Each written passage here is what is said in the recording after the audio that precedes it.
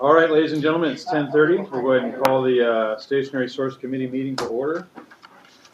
And with that, we'll go to our first action item, utilizing Rule 1111, Rebate Fund, and issuing RFP. So who's got this one? I got it. Tracy, go right ahead. All right, thanks. Thank you, Mr. Chair. You know, back in June, we came to this committee and talked about our proposed amendments to Rule 1111. And one of the things we heard from this committee that we took to heart was to look at developing a rebate program for the consumers to help offset the cost of installing one of these new compliant 14 nanogram per joule furnaces. As many of you know, the rule was adopted in 1978, later in 1983. In 2009, we adopted the 14 nanogram per joule limit. At that time, we got authorization for $3 million for an incentive for the manufacturers that brought compliant products to market. Unfortunately, at that time, and during the period after that, we did not have any of those products come to market. In 2010 and 2013, we looked at technology development where we worked with the manufacturers and burner manufacturers and other OEMs to really kind of test out on a basis of using about $1 million to find out whether or not that 14 nanograms per joule was actually achievable. At that time, with those prototypes, it was found to be achievable. However, what we found was that the OEMs were really not in a position, given that technology development, to really go into market. A lot of that has to do with not just getting the burner technology, but the fact that they have to go through a series of testing. They need to do testing out in the field. So we actually, rather than extending rather than extending the compliance date, is we said, well, you can have an additional 3 years to meet that 14 nanograms per joule, provided that you provide a compliance mitigation fee. So the implementation status we have today, which I still have some promising news to deliver to you, is we still don't have any of those 14 nanogram per joule furnaces on the market yet. All the OEMs, the original equipment manufacturers, have been passing that fee all the way down to the consumer.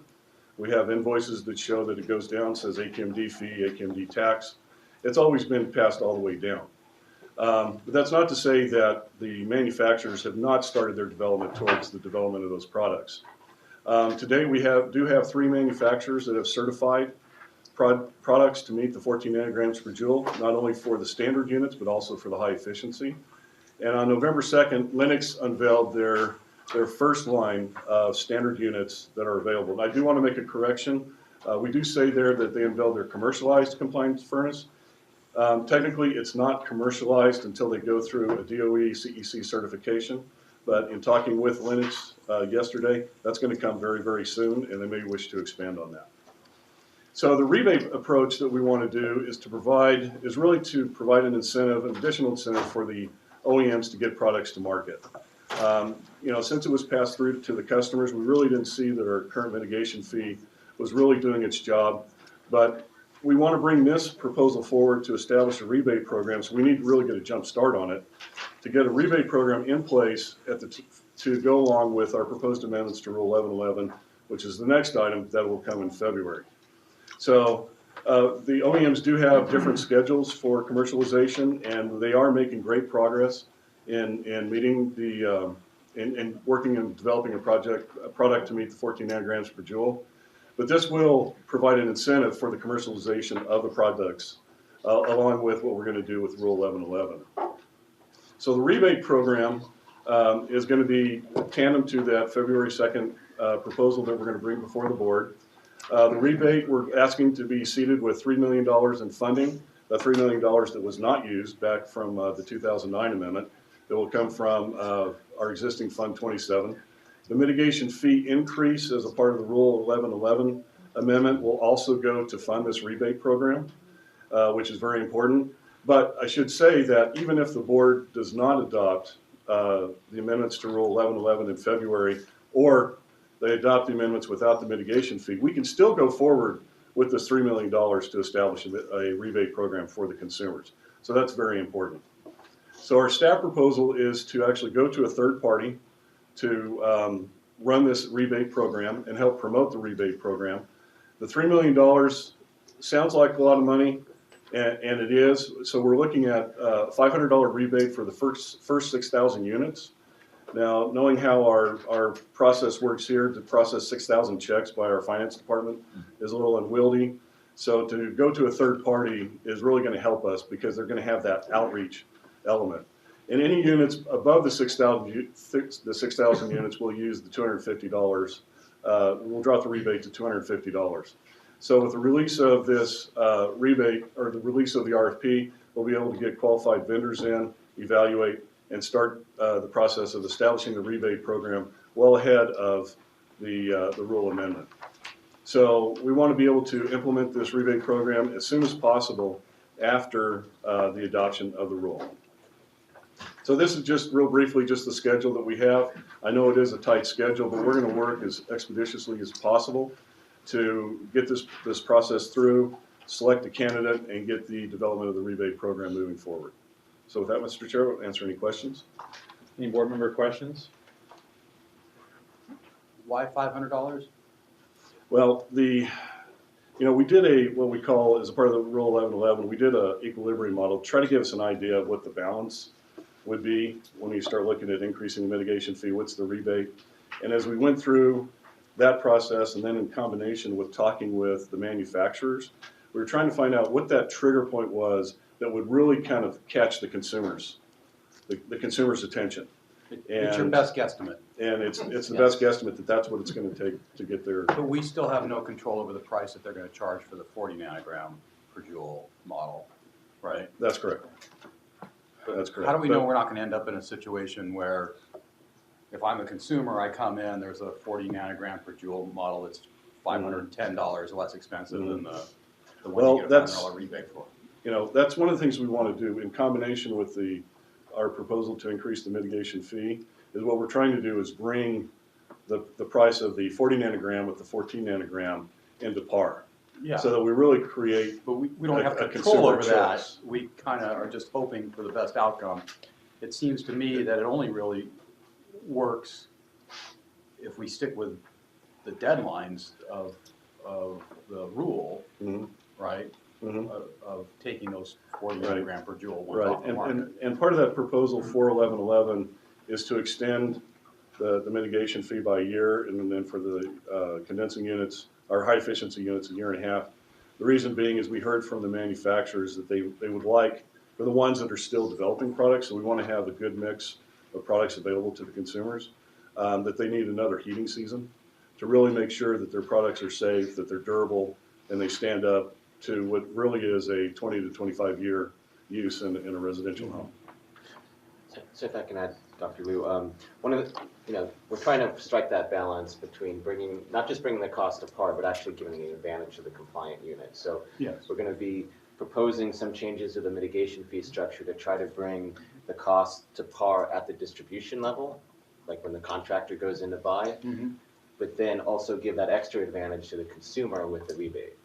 So wherever that ends up, we don't know. We're still working with the manufacturers and everybody to strike that balance, but we don't just want to bring it on par. We actually want to encourage the compliant units to get out the door. So the rebate's more about offsetting what we know is an increased cost to the consumer, but also, even in this interim period, making it advantageous to get the compliant units out.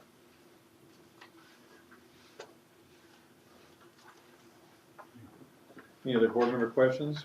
Fred? Is there any information that we can, at the same time, sort of get out to consumers about why it's a better thing for them to do?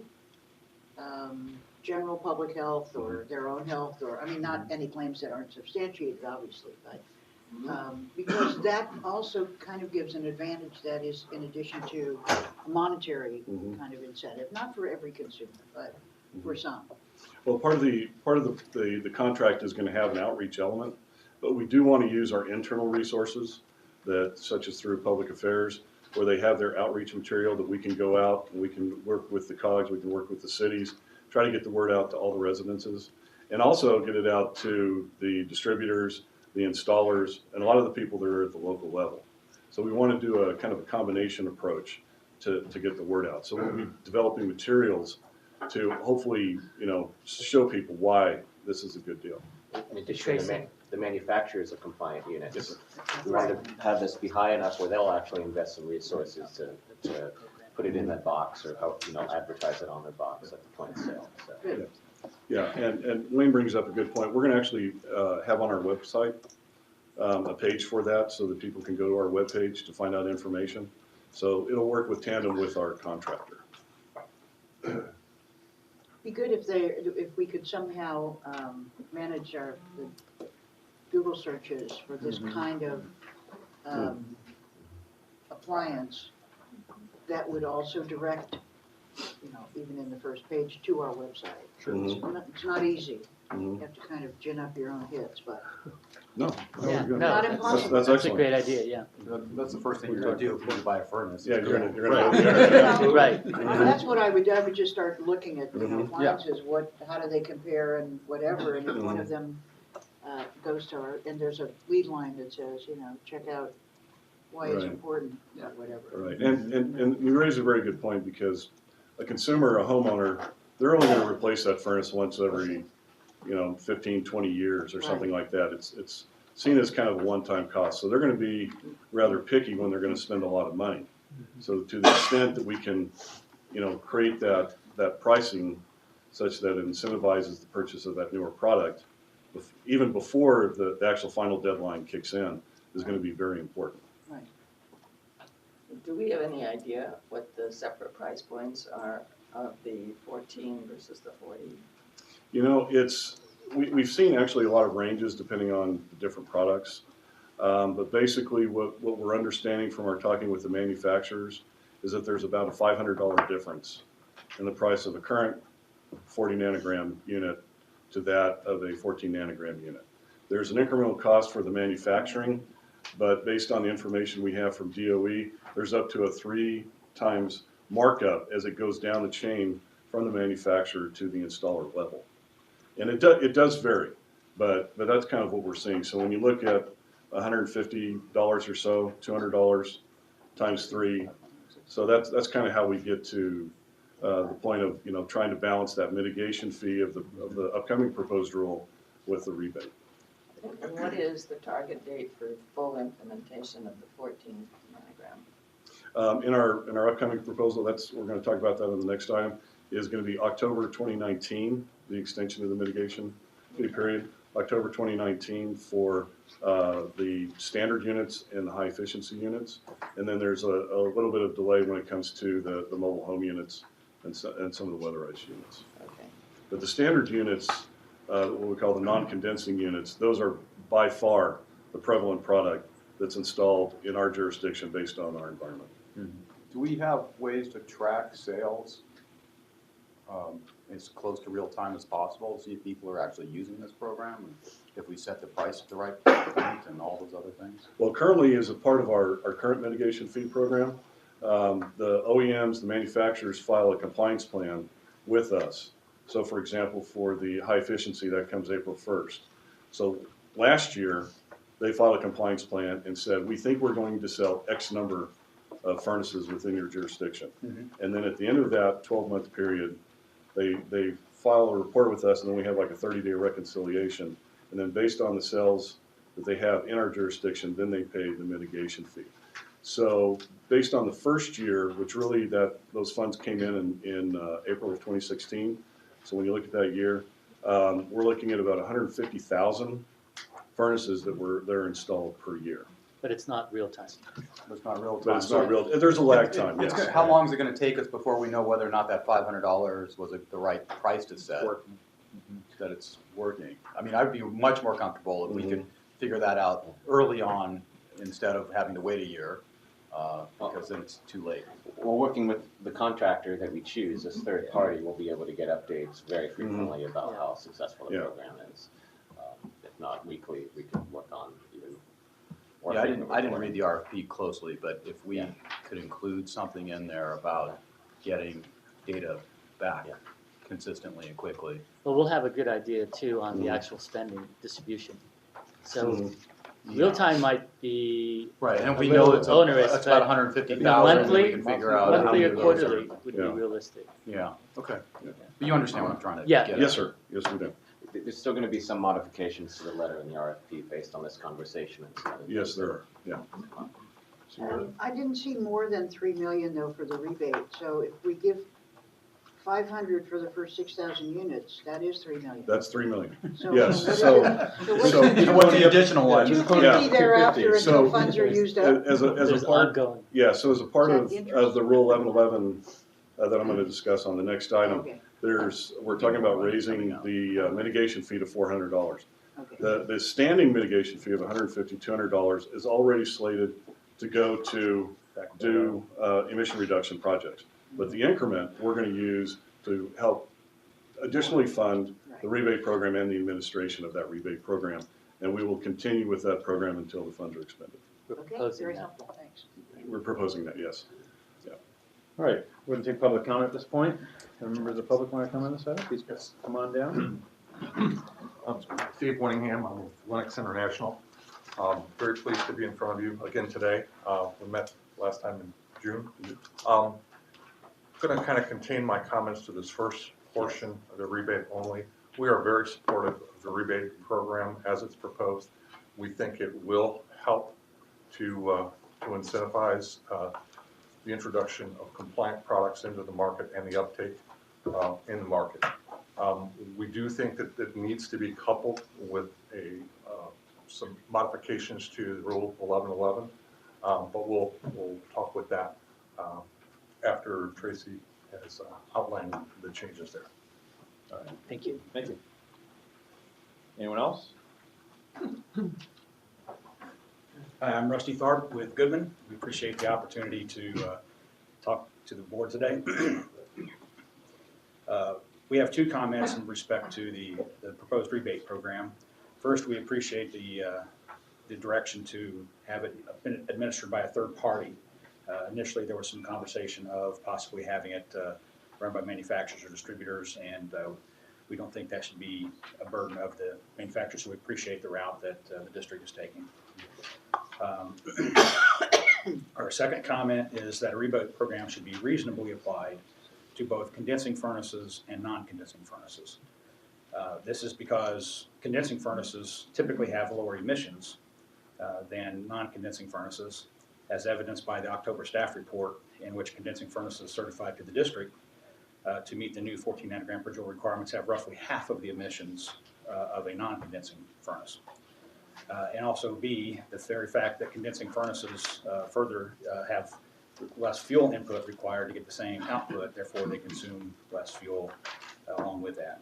So we note that per the October 2014 staff report, of the furnaces to meet the 14 nanogram per joule, why did I say that, sorry. We think therefore that condensing furnaces generally should have a rebate of a higher value than for condensing furnaces than for non-condensing furnaces, because of that advantage that the condensing furnace has in emissions. So that's my comment. Thanks, Rusty. Thank you. Anyone else? Going once, going twice? All right, Well, good question. If yeah, they're lower polluting, do we want to further incentivize them by having a higher rebate? Oh, we can definitely give that some thought, for sure. Yeah, this will have to come back to the committee and the board when we actually let the contract. So I think at that point, we can, make changes, Yeah. small And changes looking and at cost go in that differences direction. and all Yeah. that other stuff. Interesting point. any other board member comments? I'll look for a motion. Well, assuming that item 2 comes out the way that I hope, I will move item 1. Interesting order, wasn't it? Yeah. This way. Second. All those in favor? Aye. Any we need to take a roll call vote, I'm sorry. That's right. Supervisor on the line. Go ahead. Dr. Liu, Aye. Supervisor Kuehl, Aye. Councilmember Mitchell, Aye. Supervisor Rutherford, Aye. and Mayor Bernard. Aye. All right, that will go on to item number 2, proposed amendments for 1111. Tracy again. All right, thank you, Mr. Chair. I'm not going to, kind of reiterate what we have on the first bullets, but I do want to point out the table at the bottom, which talks about how the existing mitigation fee works if somebody wants to pay the mitigation fee and get that 3-year extension for a compliance deadline.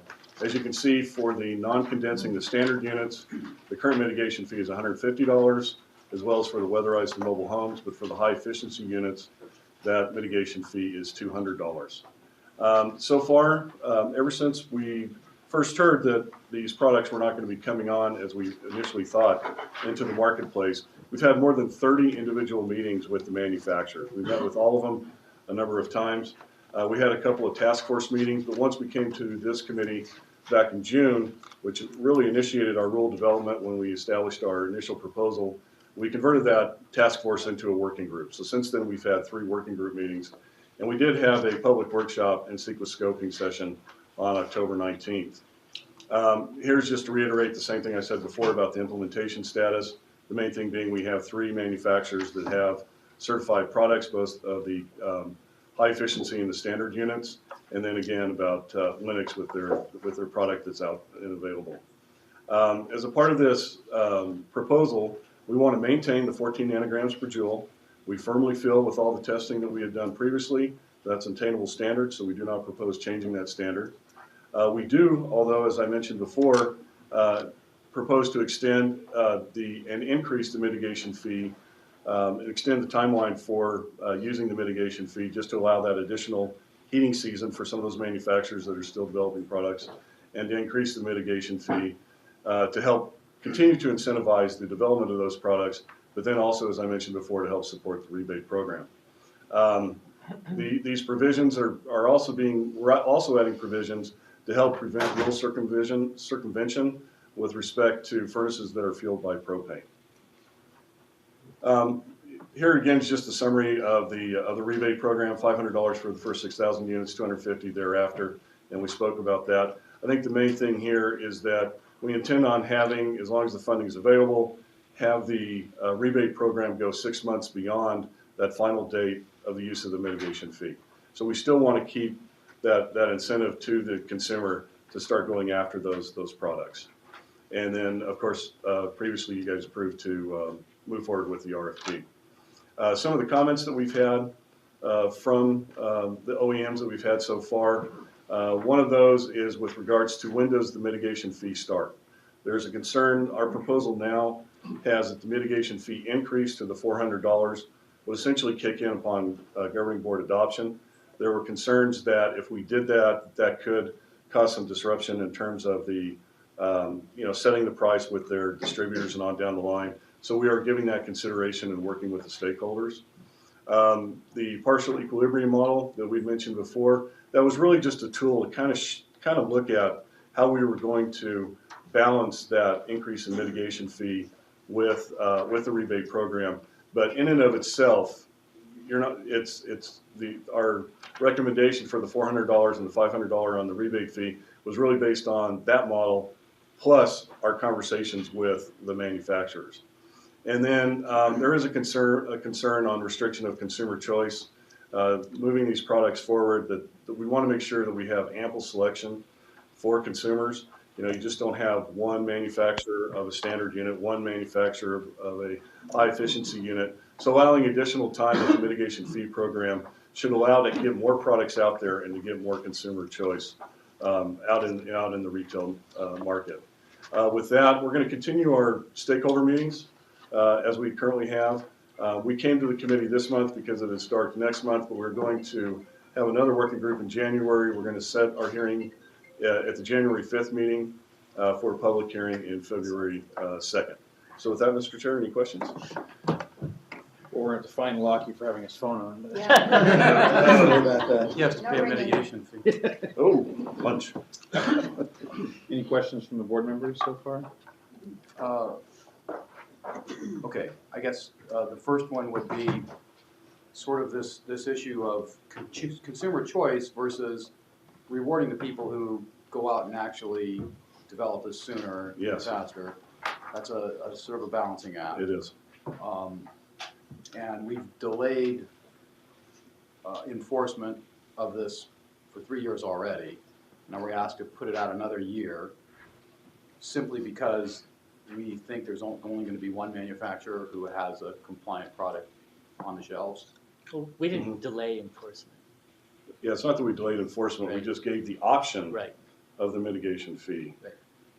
The fact of the matter is Yeah. that I understand. I We don't understand. have product on the shelves. Yeah, I just don't want you to think there's non-compliance involved. They have an option. No, Yeah. yes, we made it so it wasn't non-compliant. That's right. I get that. The concern is that if we don't extend the deadlines, which begin in April of next year, that consumers will only have one product to choose from. Is that Potentially, yes, sir. potentially? Mhm. And we're just kind of guessing as to how quickly other manufacturers can Mhm. finish up. I mean, we've met with, like I said, we've met with all the manufacturers. And of course, those, because of the competition, those are confidential Right. discussions. But we feel very confident that we're gonna have some products available in April. We're gonna have some products available in October. But the Multiple show, manufacturers or not? well, that's what we're unsure about. We know we're gonna have some of each, but their production schedules are a little bit different, their certification, and quite frankly, some of the manufacturers have been keeping their information close to the vest just because of that competition. Yeah, well, I would err on the side tend to err on the side of rewarding those who have developed the compliant product, Yes, sir? while not creating monopolies. And I hear you on this, I'm just not real comfortable with it because we've already done this once. They've known it's been coming and certainly someone was able to figure it out. Mhm. And I'm concerned about what it does to the credibility of our establishing deadlines and incentivizing those people to get out ahead of it and actually producing the compliant product. So that's just the question. Do we know that when it comes to the higher fees, we're just assuming they're gonna continue to pass those along to the consumer, right? Yes. So Dr. Liu, if I could just interject, so we do not want to punish the manufacturers who have made it to the finish line and are ready to go and can meet some of these dates. But that's why we kind of went heavy on the rebate and the mitigation fee. If you add them together, that's $900 price difference. And so that we feel like that's enough where we're not punishing anyone, but again, still balancing it with it's part of it's consumer choice, but there's also issues when you're doing installation about fitting different, in an existing house and you're changing out your furnace, you have to, there's certain sizes that fit and you need to have some choices. Different manufacturers have different footprints, so we're a little concerned about that. I think also is that by increasing the mitigation fee, it's like we don't know what the manufacturers are gonna do in terms of if they're gonna continue to pass it on to the consumer. But I think when you have the rebates, I think there's the possibility that not all of it will now be passed to the consumer, and that, so there's another stronger incentive for the manufacturers to get to the finish line. We have several manufacturers that have certified for the 14 nanograms, but they haven't done the retooling and, to the next step of commercializing it. So we've had a working group meeting to discuss, it's like, should we have, other options in terms of the mitigation fee? Should we provide other incentives in terms of if you've done your certification, maybe your mitigation fee might be less than someone that, hasn't even gotten to the certification process yet. But the main point is we need the manufacturers to get there. We're sending a strong message. We're not changing the 14 nanograms. Right. And, but, we want to have a broad base availability of units for the consumer.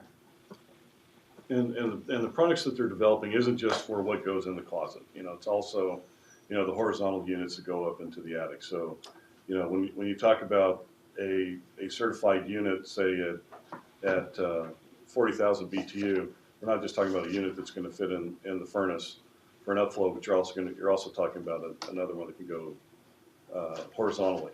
So it ends up being much more number of products, if you will, based on the certification. What are the costs in terms of emissions? Do we know the difference? If we were to just say, that's it, we're sticking with these deadlines versus we're extending them? The CEQA document obviously has to analyze that and stuff like that. I don't have the number with me. Yeah, I don't have it either, but we're going to do a 45-day supplemental document to our prior amendment.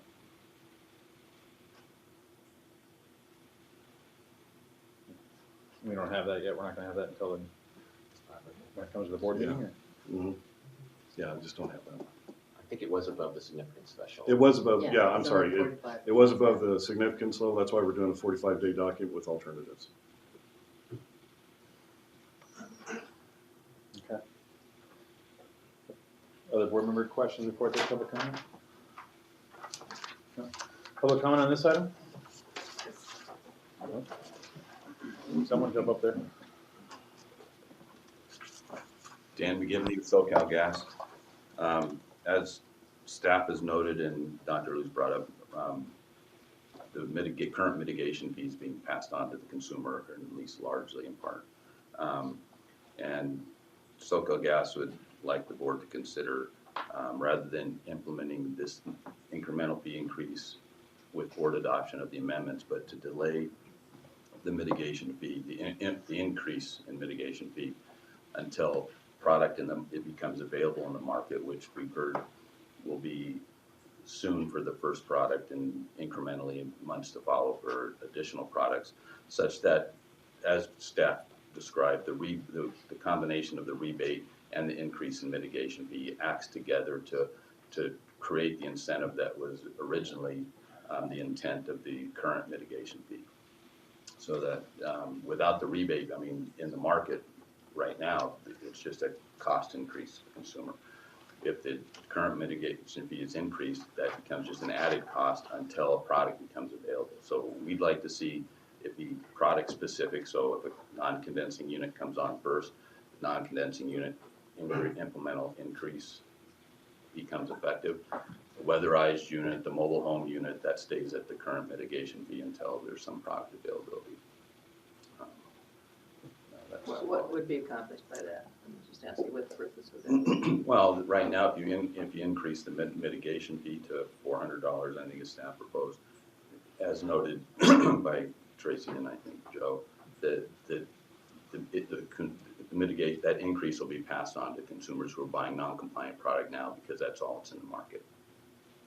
When the rebate becomes effective, now there's a dynamic change in the market where consumers, assuming that the price differential is close, are likely to go for the rule compliant product with the rebate rather than pay these non-compliant products that have a higher mitigation fee on it. I mean, there's no guarantee, but I mean, there's, because again, there's a little bit of question on maybe how they'll get priced then, but I mean, right now, it's pretty much a straight pass through to the consumer, and it doesn't benefit in any way the intent to incentivize the development, excuse me, of rule compliant product. So that change would affect, say, the mobile home product isn't coming on till later than the single home product, right? So you have these different implementation dates for that mitigation fee depending on. Right, and I think the weatherized units, the mobile home units, the condensing units are small parts of the of the market out there. That largely, as staff noted, it's the residential non-condensing unit that's the big product that's largely purchased by consumers. So I don't know. So as soon as that product comes on the market, then that mitigation fee come in play. Coupled with because that's when the rebate kicks in. And then the rebate will kick in for that product as well. Exactly. Yeah.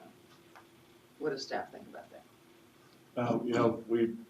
We're actually giving that some thought. It's one of the kind of the complexities with that is we understand where the gas company's comments are coming from, but based on our discussions with the OEMs, at the time that these limits kick in, we believe there's already going to be product on the market.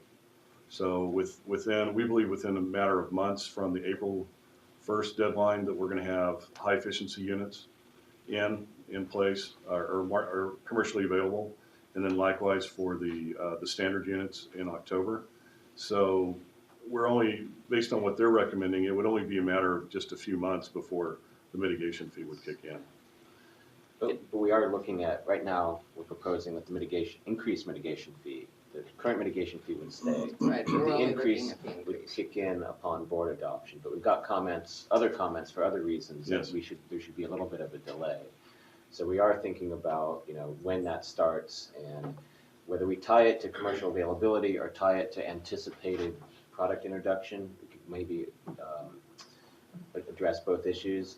And there is an issue with tying it to commercial availability, because how do you define that point, right? Is if there's two in a distributor, but that's all that's really available. It's available, but they may sell out. So how many and what's the volume? So we're thinking if we are going to do something here, it might just be when these increases kick in according to when we anticipate maybe two manufacturers having something on the market. Do you think it imposes additional administrative burden for our administration of the whole project when you are having different dates for the kick-in for the rebate, for the mitigation, increased mitigation fee to be applied? I mean, is it? I think, so right now it's done through these annual plans. So I think now you just give an annual number of sales. I think if we had, these mitigation fees kick in at different times mid-year, those plans get a little more complicated. Now you have to have a date associated with each sale. Right. I think that's a little bit more administrative, maybe not too much. We'd have to talk to the manufacturers about how difficult that is to track. Okay, do you want to bring that item back to us after you've had some discussions with the manufacturers? Yeah, there's still a chance in January. And this is informational only, Yeah, so we're taking your input. Just thinking, Yeah, but we can definitely come back. Supervisor? Yeah, I think the fact that the cost is passed on to the consumer creates the kind of disincentive that we like, in a way, but only if it can be compared to something else that you Right, buy. right, only thing you Things buy the that's right one, better. right. So it might be easier to look at delaying by, 60 days or 90 days, without saying it's in reference to how much is available or whatever, if we have information that there will be availability of any kind, of the, I'll say, better product on the market. But that way, the disincentive can work because you have a choice. I think that's really the point. And that's been the problem we've had up till this point. Right. Is that without a compliant unit, the mitigation fee doesn't serve its purpose. Right, all it does is raise the cost. Right.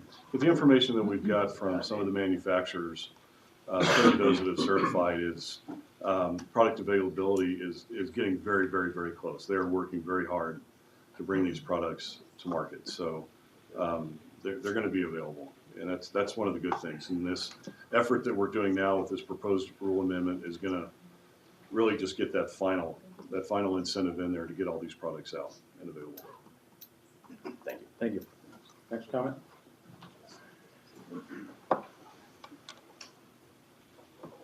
Thank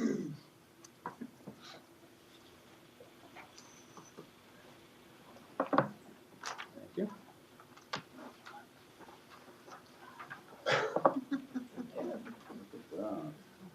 That dog was comfy no matter what tripping you Saving were. efficiency goes along with Yeah, lower I'm a cat emissions. lover, so That's why I love this. We'll need to make sure that that we get a copy of this supervisor. Yes. Again, I'm Dave Winningham with Linux International, and again, thank you for allowing us to come before you on this issue. Linux is a public company based in the United States. We are solely focused on the HVAC and refrigeration industry. We support the Rule 1111 amendment as it's proposed and the proposed incentive plan. We believe it fosters the adoption of compliant products that are needed to improve the quality of life for the California residents. Lennox thinks that the proposal strikes the right balance between allowing manufacturers an additional time to develop and commercialize products while providing adequate means to support manufacturers who have invested heavily in this technology. Staff has been very gracious with their time. We have met with them multiple times and discussed various alternatives to kind of help formulate what this final, not that our input was the only consideration, but we think that the proposal as it stands is headed in the right direction. On November 2nd, at a local trade show in Pasadena, California, we introduced our first non-condensing product at that show. And we intend to offer a portfolio of products of both condensing, non-condensing, and weatherized within the timeframes that are currently defined by the mitigation periods, and with a portfolio of products that really meet the requirements of the South Coast market. It will be a range of configurations and capacities that meet the needs of the South Coast market. These products will have identical cabinet dimensions to our standard furnace products. The installation of these products is virtually identical to our standard products. There's no special tools, no special installation provisions. The product will be made in our Marshalltown, Iowa facility, and we currently have product in inventory. The product has been certified to South Coast and to CSA, who is the governing safety body. Lennox will be submitting the required certification to the Department of Energy and the California Energy Commission in the upcoming days, as we are starting our ramp up of production of this product. Following the November 2nd trade show, we also accompanied the following day at our Eastvale Distribution Center training for all of our local dealers who will be installing this product, to familiarize them and to train them on the differences between the current 40 nanogram per joule product and the 14. Any new product introduction requires some familiarity with the product, and we've already started that process. Just to let you know, you've gone over about 4 minutes, so we'll go ahead and wrap it up. Okay. Thank you. But I'll provide this as a summary of our position. We support the emission limits and the proposal as it is proposed. He gets an extra minute for coming up with a compliant device. Okay. And we've included this as a brief summary of our full comments for your information. Great. Thank you, Dave. Thank you. So I have a question. Yes. There's your. Based on your activities, you anticipate that you'll have sufficient product available for the market? The original deadline. as this yes. comes up in- The revised deadline. Yes, we will be introducing product. There will be it will meet our projected volumes that we have for our plan. Obviously, I can't talk as to what those volumes are currently, but there is production capacity in place to meet or exceed our current production volumes of similar products. We're very appreciative, thank you. Any further questions? No, this is great. Thank you, Dave.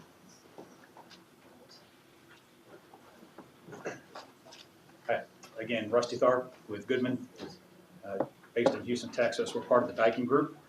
Goodman appreciates the willingness of the district to meet with manufacturers and stakeholders to openly discuss the various aspects of the proposed modifications of Rule 1111. Goodman would like to discuss 3 aspects of the proposed rule. Before commenting, we would like to state that Goodman has been working diligently to since the 2009 modification of Rule 1111 to develop products that are compliant with the 14 nanograms per joule emissions limit. We do believe the entire industry is actually working towards that. Our first concern that we want to talk about with the proposed amendment is the proposed effective date of the mitigation fee change. Businesses operating in the district, including contractors, distributors, manufacturers, developers, should have a reasonable notice to make appropriate business plans. A significant portion of furnace products are installed as part of bid packages, which are planned for months prior to the actual sale of the product. It's unreasonable for consumers, contractors, distributors, and manufacturers, in essence, to have an instantaneous change in the cost of the product. As currently proposed, the changes in the mitigation fees would be implemented immediately following the February 2nd board meeting. That's unfair to those projects that have been planned months in advance based on the current mitigation fees. Goodman would request that any change to the mitigation fee be no sooner than 8 months after the board meeting to accommodate the business needs of contractors, distributors, and manufacturers. Our second concern is with the mitigation fee value itself. As proposed at the November 15th working group meeting, the increase of the mitigation fee from $150 for currently $150 for non-condensing or $200 for condensing to the $400, what it could actually, in some cases, cause over a 50% increase to the cost of the product. When you're talking to smaller products, some of them are on the market in $500–600 range, and a $400 mitigation fee on top of a rebate could be extremely punitive to those manufacturers and distributors who are coming in second or third. We believe, as noted in our comments submitted November 9th, that the current mitigation fee is adequate to cover the alternate mitigation for the needed emissions reductions not achieved by permitting the current 40 nanogram joule products to continue to be sold in the market. The substantial change in the mitigation fees will be punitive for for some products. Further, as noted in our submitted comments, we believe the mitigation fees fee value should be linked to the relative emissions reductions needed to offset the lack of a 14 nanogram per joule product instead of every product having the same mitigation fee. Our third concern is the lack of justification of the mitigation fee increase.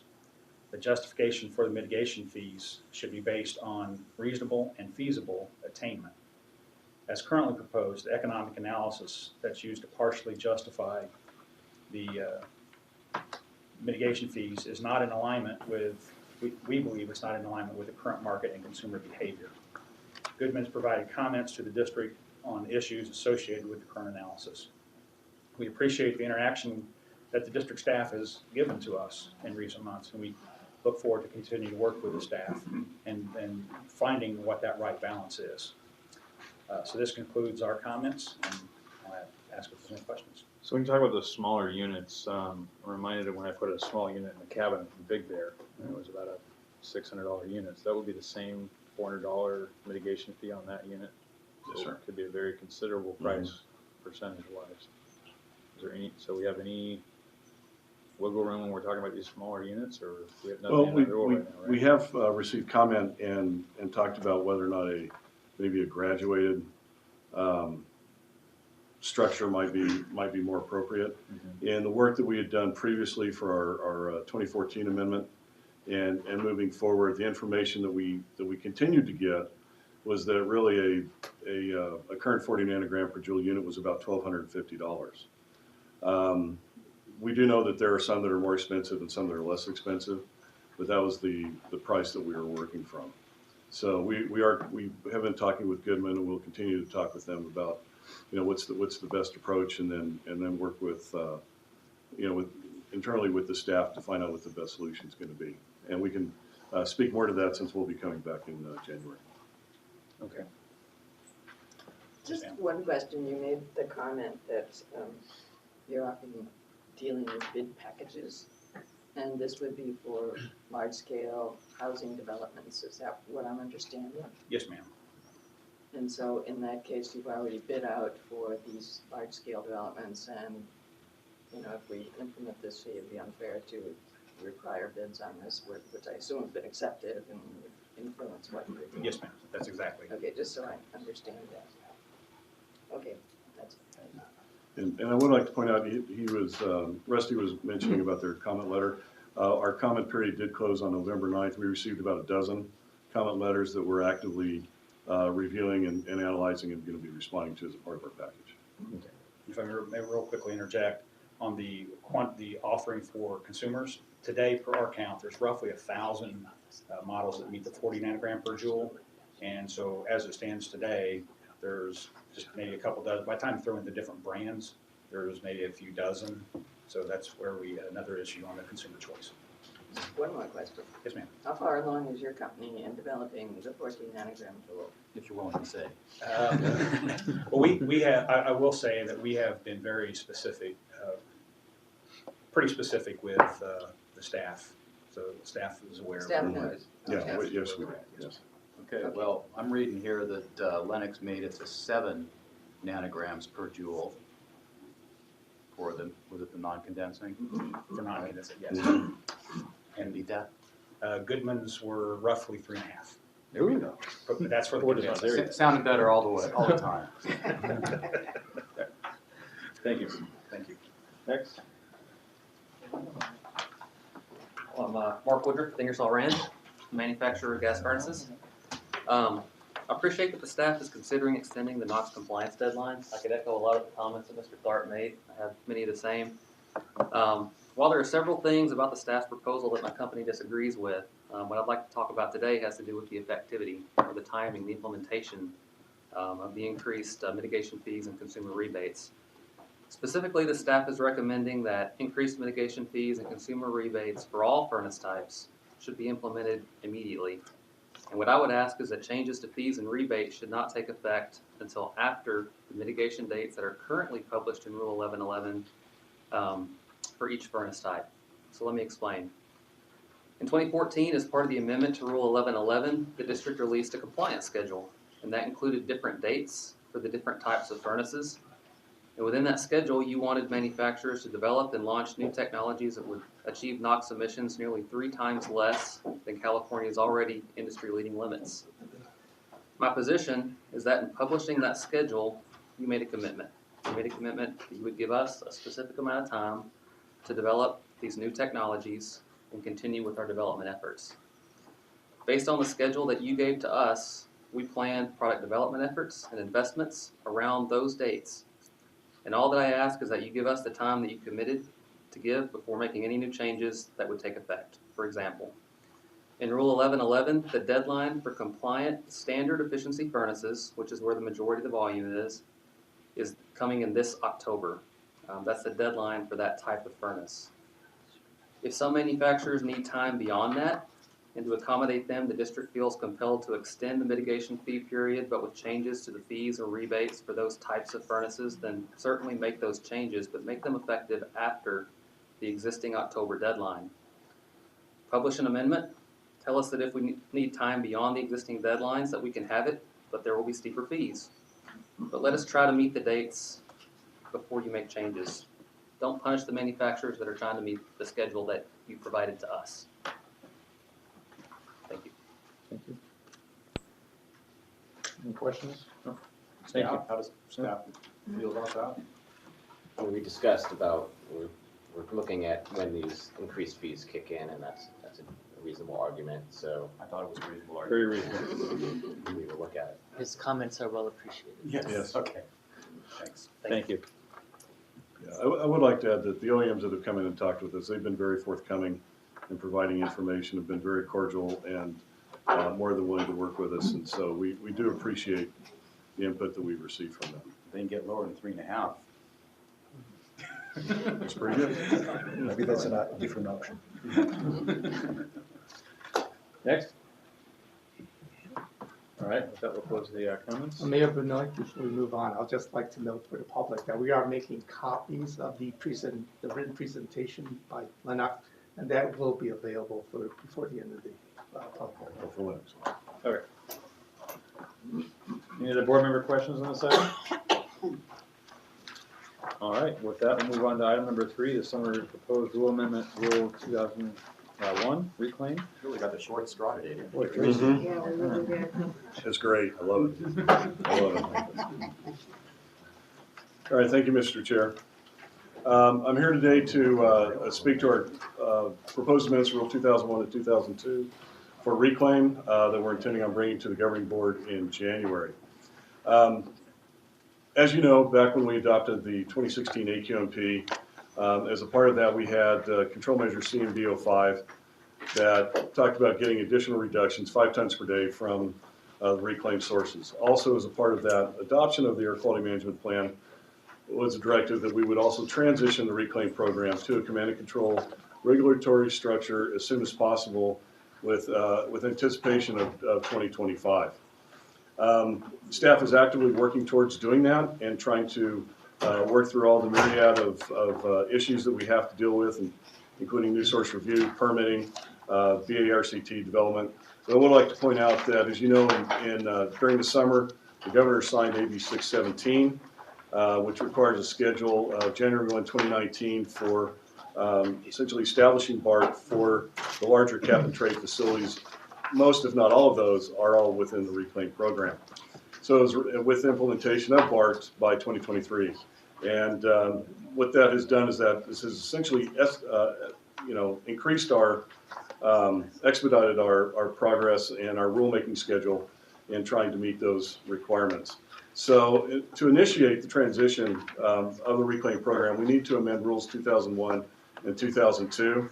Rule 2001 essentially establishes the criteria for inclusion of sources in the NOx and SOx reclaim program.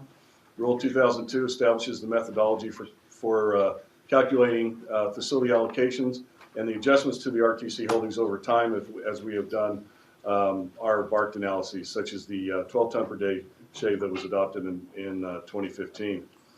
As a part of our Rule 2001, just to highlight, Rule 2001 really addresses adding facilities to the NOx and SOx reclaim program. Our future efforts will focus on transitioning of the NOx reclaim, but later on we'll be addressing SOx reclaim.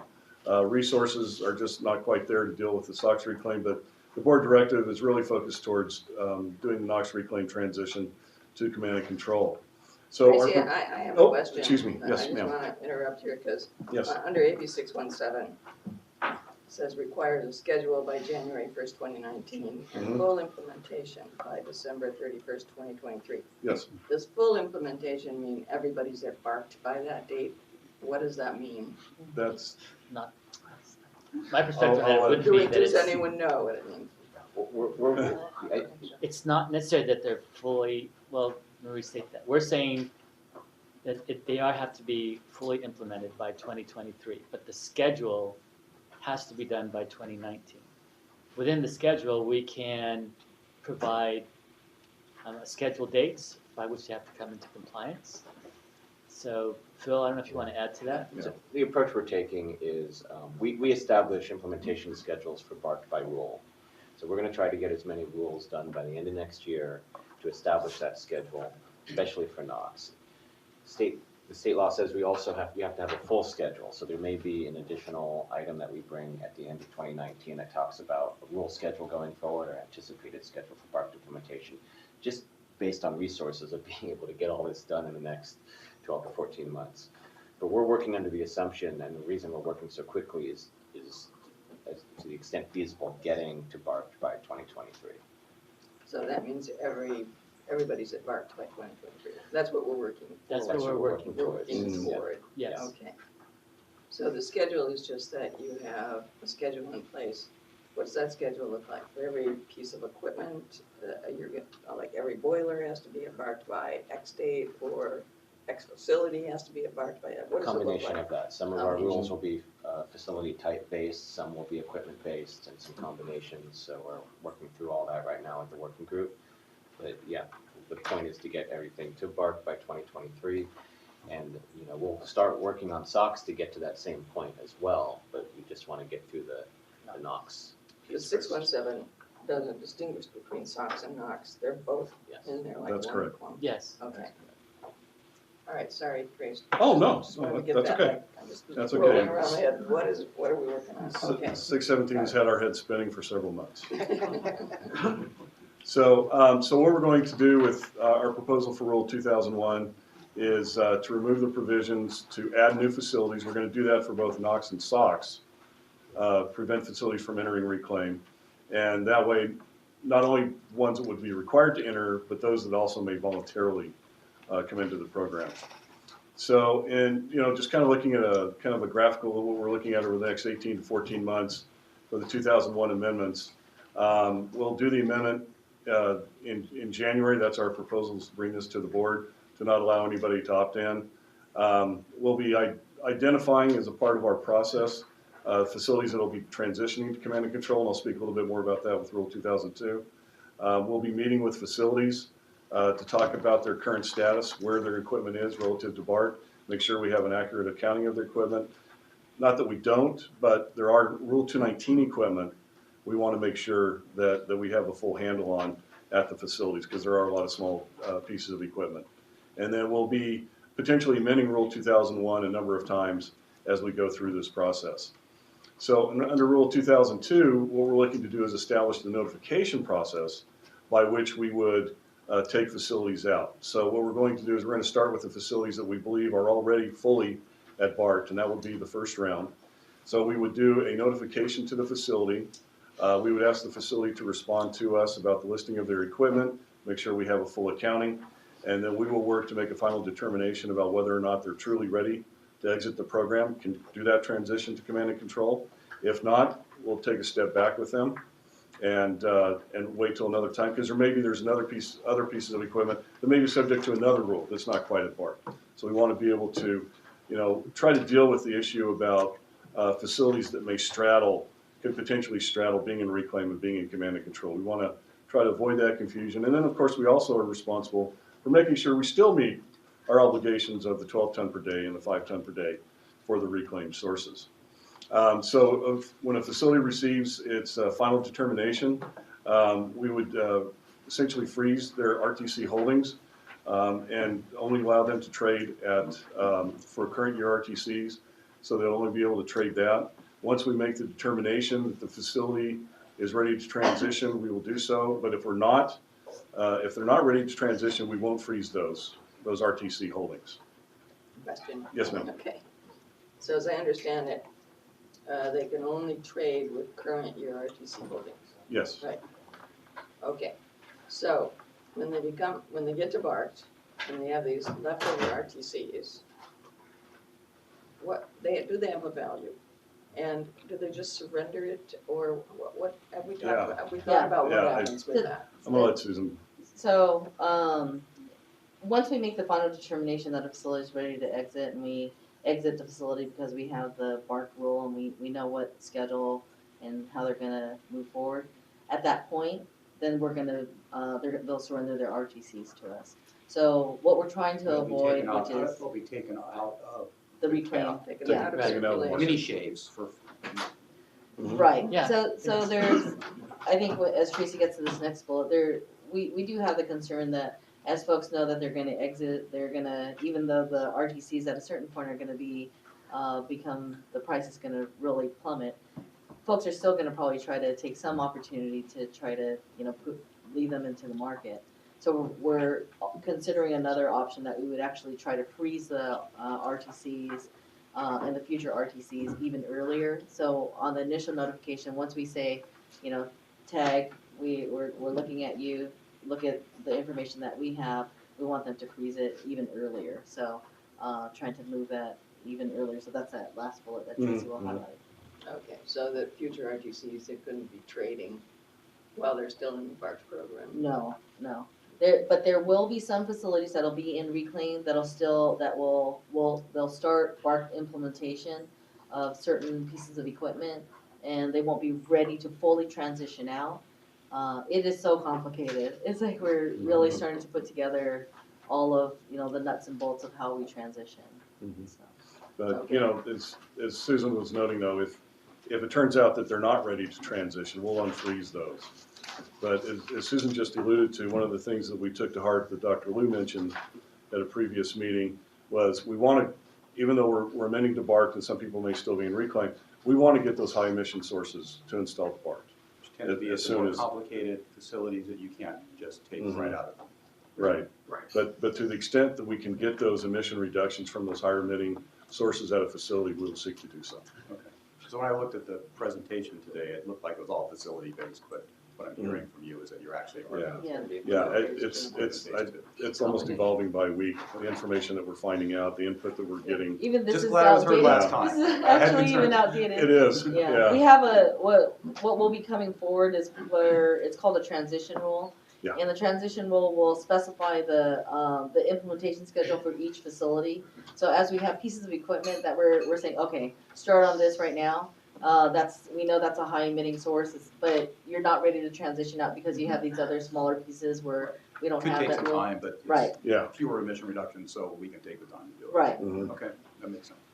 So that'll enable us to go ahead and start getting emission reductions even though we're still going through our transitioning process.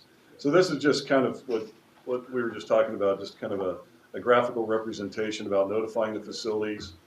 They can provide information to us about whether or not they're ready to transition. As the staff on behalf of the executive officer will make a determination. Now, for a facility that's ready to transition, is kind of noted up in that upper right-hand box, facility is ready to transition if their equipment is at BART, the BART rule affects the equipment is in place, or there's a compliance plan concept that we're considering for these facilities that are straddling different rules in reclaim and out of reclaim that might be a good mechanism to establish that schedule in this transition rule that Susan mentioned. So once we do that, once we make the final determination, we'll bring them out and the RTCs will essentially go away. But if they're not ready to transition, they'll go ahead and they'll keep that those RTCs for those trades that they need to do to meet the rule. So our plan right now is to bring the set hearing at our December board meeting with a public hearing in January. We expect the first group to be transitioned in April, begin that transition April 2018. We're going to focus on the Rule 1146 series of the boilers, the 1146 rules, 1146, 1146.1. The limits that are currently in those rules are at BART. And so what we need to do is establish an implementation schedule for those existing sources. So, Mr. Chair. Very good. When you dream at night, Tracy, do those numbers just pop into your head? Or I don't want to say. Any board member questions before we take public comment? I think we've already asked ours. Public comment on this item? Oh, wait a minute, Oh, I do have I'm some sorry. questions, Yep. sorry. Okay, I think we have 250 facilities that are under the reclaim. About 268. Okay, pretty close, okay. And then what you're gonna do is for all those 268, you're gonna have a schedule for each of them. Yeah, for each the part of schedule each will state. come as, in segments. It's, this first 1146 series rules, there also will be a companion rule, it's called 1100, and will speak to those facilities that have that equipment in terms of what their implementation schedule will be. And then there'll be another set of command and control rules that'll come to the board. So it'll be that succession, and the 1100 rule will then speak to those facilities that have that equipment. So it'll be this continual process. So the rule 1100 will come to the board, I think, 3 or 4 times next year. Okay, so you've kind of broke it down into categories of types of facilities. It's Yes. it's equipment, and then also we have some industry-specific rules that we're gonna bring forward for EGS, for refineries, some metal melting, heat treating, and then we're looking at also aggregate. Yeah. So The other thing I'm wondering is, do we have to do any technology assessments for any of this, and what do we expect in the way of technology assessments? there yeah, definitely is for some of these sources that are, it's sort of the bad 4-number rule, 1147. So for 1147, we have some reclaimed sources that are really outside of what is in the main pot of 1147, which they're larger furnaces that really need to be evaluated, and there are source tests that are probably needed to understand what their starting emissions are, and then we'll have to look at the technology to see how far we can bring them down. But it doesn't sound like a lot of technology assessments. You're not anticipating that. As we get into rulemaking on command and control rules, the same discussions you have that we came up with reclaim 3 years ago are going to come up again. So there's going to have to be some reassessments in certain places. We understand that, but for some of those, it hasn't been so long since we kind of went through that process, so it won't be as So it'll be updated. intensive. Yeah, there'll be some updates. Yeah. There may be a need to maybe do a contract or so to maybe like address telegas units or coke calcining for some of those. We do have some of those oddballs that Susan was alluding to that otherwise kind of fall under Rule 147. And so as we get through into the rule development, we'll be making those assessments, and if we need outside help, we'll be looking for outside help. Okay, thank you. Lots of work. Do we need to add staff? I do. Yes, please. Coming in next month. Jill's working It'll on be it. coming back next month, you're gonna hear about that, a big ad.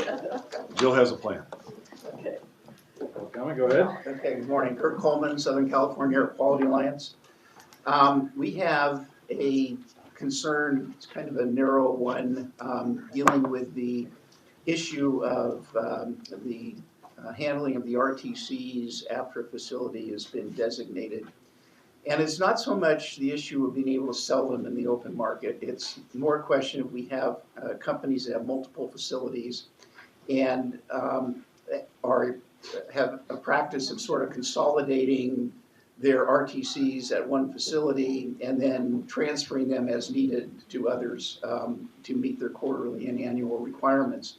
And if the facility that is the master holder, so to speak, is the one designated, the way this rule is interpreted, or could be interpreted, all those credits could no longer be transferred to the other facilities. I think there's a way around this. We can work with the staff on that. But we just want to make sure that however this is done going forward, that the facilities maintain their ability without having to kind of guess going forward how many pounds each facility is going to need going on into the future. If they could retain the ability to move credits to the facilities as needed. This is going to be a very brief period of time, this transition period for most of these, probably a couple of years at the most for at least the facilities, most of the facilities, so I'm concerned with. And I don't think there's a big possibility of abuse of this ability to move things around, especially if they are restricted from being able to sell them on the open market. I understand that's a concern, is you don't want them just to dump it out over the market for third parties or other people to use. So I'll be submitting some written comments and we'll work with the staff to see what we can come up with. But I just want to put everyone on notice that that's the big concern we have at this point.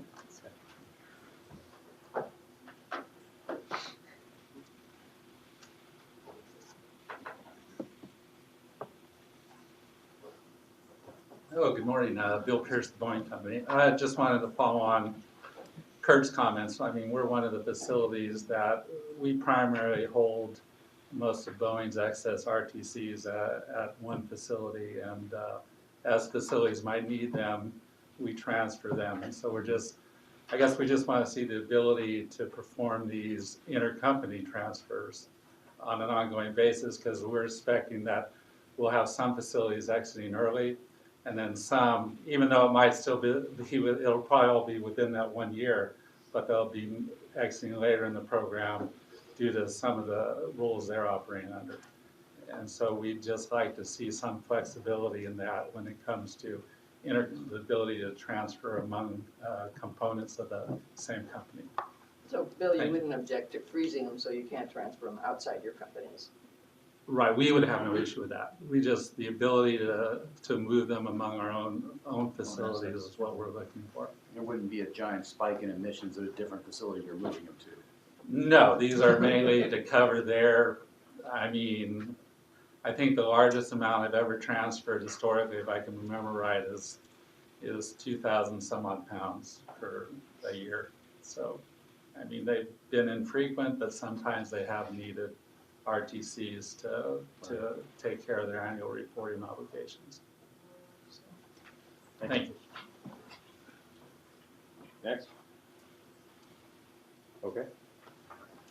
Any other board member comments? Just that staff should continue to work with those companies that have multiple facilities to see how that can be worked out. Yeah. Yep. This is good. Mm-hmm. Thank you, Mr. Chair. Thank you. Item number 4, summary of proposed amendment rule 1469 for hexavalent chrome. Susan. Hi. All right. So, by way of background for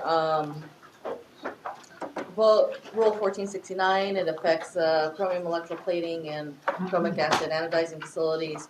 The proposed amendment is an overall strengthening of the rule. It's in part based on some monitoring that we've done near facilities in the basin, in Newport Beach, Paramount, Long Beach, and findings in regards to tanks that are currently not regulated, that were sources of hexavalent chrome, that were showing very elevated levels of hexavalent chrome that we know need to be controlled. So the proposed amendment rule would further reduce fugitive and point source emissions of hexavalent chrome by establishing new standards from tanks that are currently not regulated, additional provisions for building enclosures, and then a more comprehensive requirements for fugitives for housekeeping and best management practices. So We have had for this rulemaking, a very extensive public process. We're not done. We've held 7 working group meetings. We have one scheduled for the end of this month.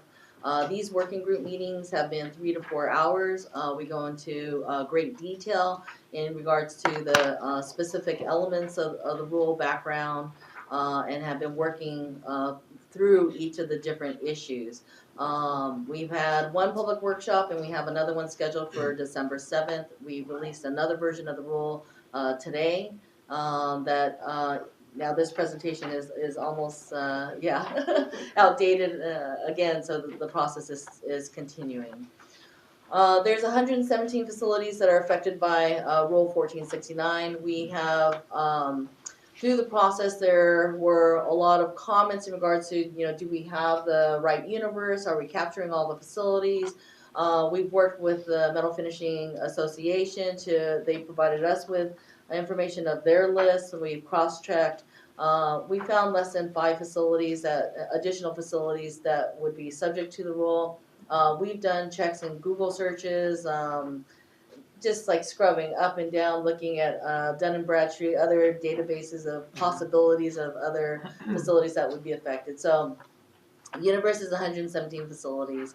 The largest group are the decorative plating facilities, and then you have hard chrome and chromic acid anodizing.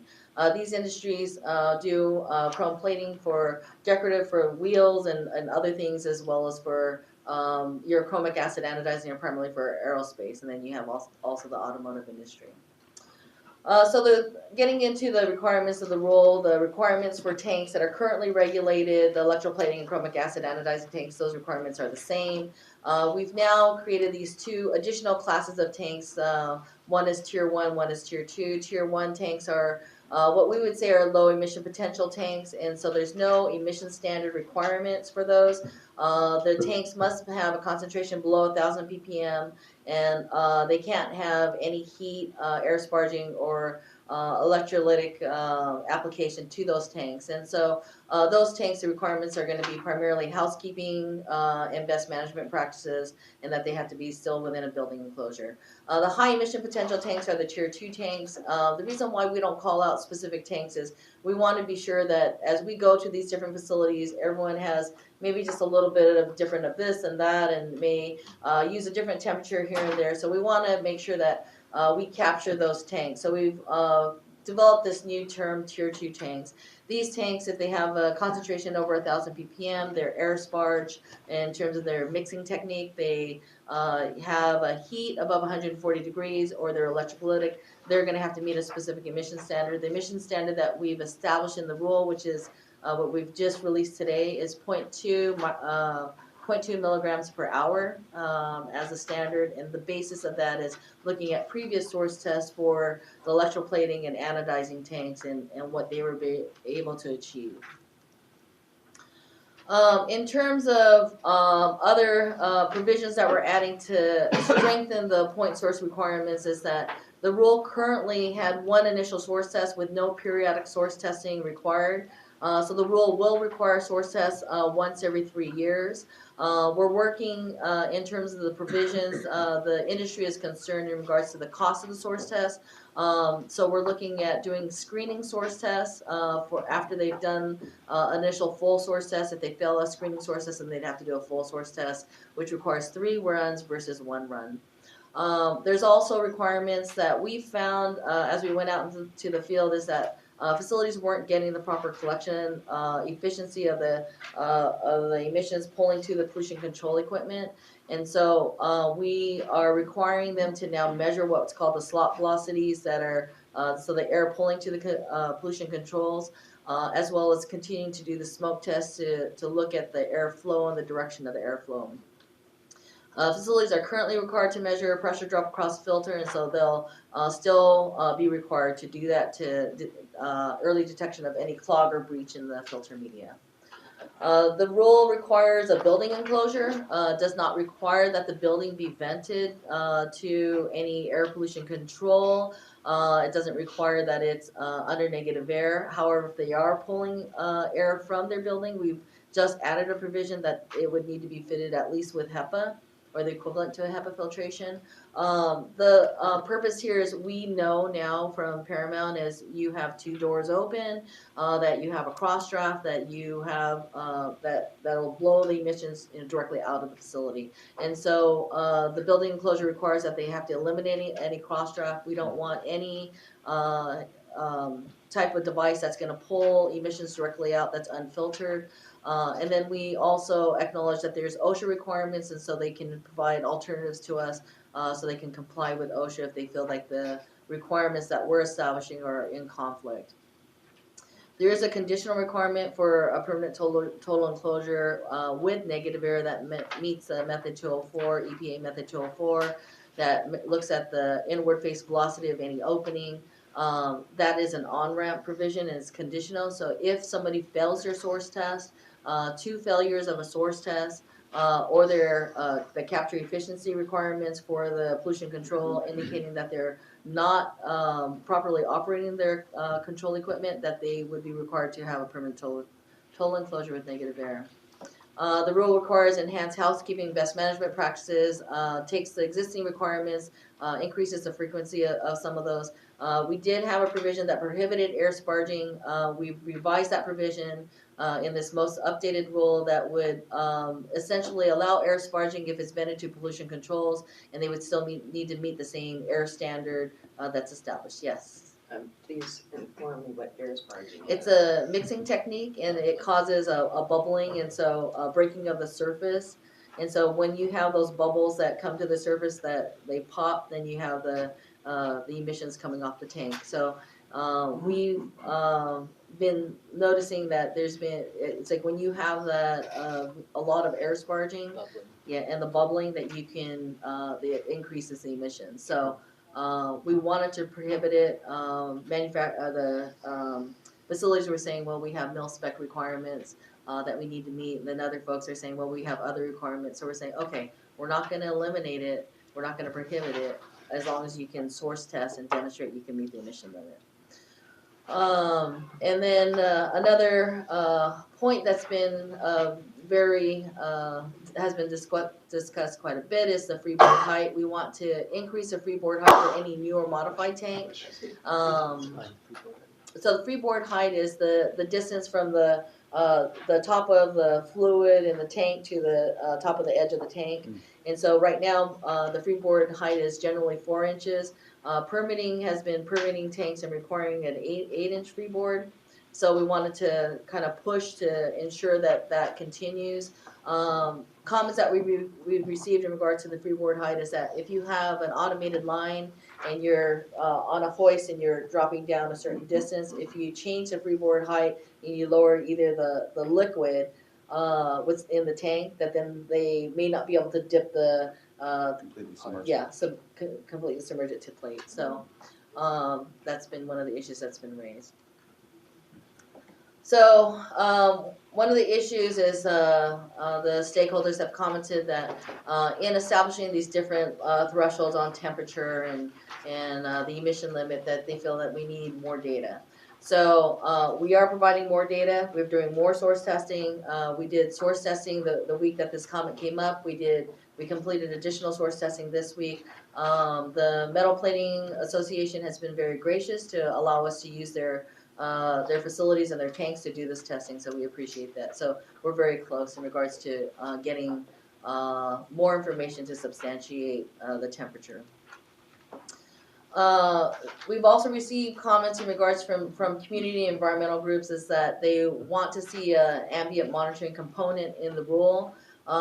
We've received comments that they want to see ambient monitoring as in 2 ways. One fashion would be that let's get this data, see if there's more that needs to be done. Are we missing something? Then also as a compliance tool. So ambient monitoring, there's a lot involved in the ambient monitoring in terms of the cost to the facility and not just the capital, but also on the ongoing operation. And so staff feels that the most important issue right now is let's get these emissions under control. Let's get the pollution controls on these tanks that need to be controlled. Let's get these building enclosures set up properly. And let's put the resources, financial and other resources towards that first. We're not saying we want to move off of the issue of monitoring, so we have a broader monitoring rule, proposed rule 1480, which you'll see in the 2018 forecast report.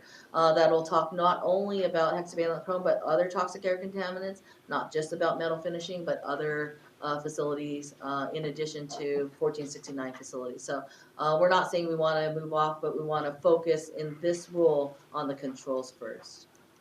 So, if you could also describe,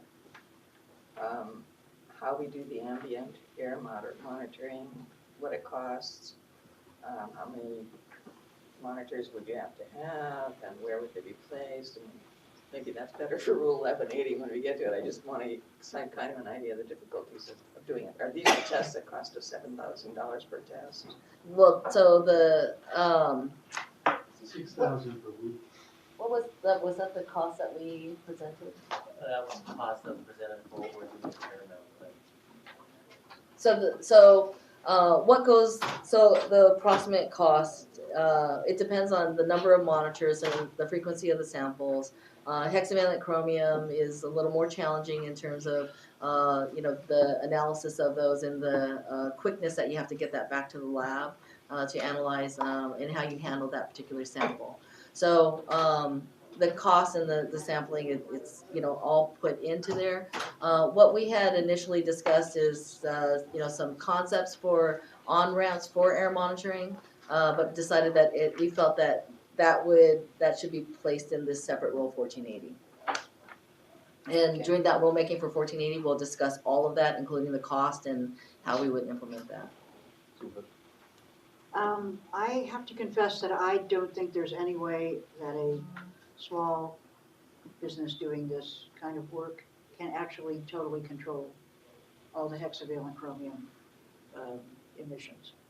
I think that we're trying to impose a number of very reasonable ways to do it, but as you know, the European Union kind of lost faith in hexavalent chromium, and trivalent chromium is being used more and more and is less toxic. I'm specifically non-toxic. I'm specifically concerned with a few things, just to ask you to look at them again. In terms of the anodizing tanks, the first